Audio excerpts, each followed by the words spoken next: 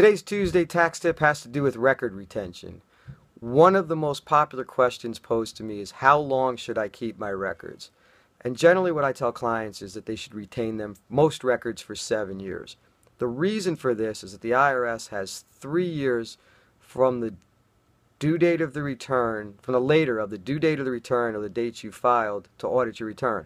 So if your 2014 return is due by April 15th of 2015, if that is filed timely, the IRS has until April 15th of 2018 to audit your return. If for some reason you don't file that return until September, they have until September of 2018 to audit the return.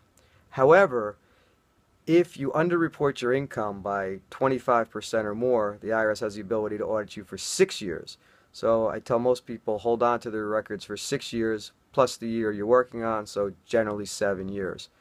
Now, a couple other things to keep in mind are I usually tell people to hold on to their returns forever. And the reason for that is if a return is not filed, the statute of limitations does not start to run. So if the IRS tries to audit you for a year from 8 or 9 years ago because they don't think they received the return, how are you going to prove to them that you did file the return? Obviously the best way to do it is to at least have a copy of it.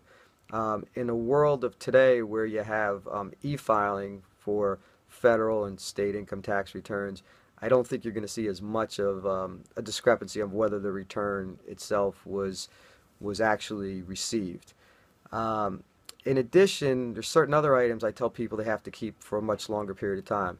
If you purchase stock, for example, you really need to keep the records from when you purchase the stock until 7 years after you sell the stock. And the reason for that is if you have to back up the basis, in other words the cost basis from when you sold the stock, you're going to have to show records from when you actually purchased it.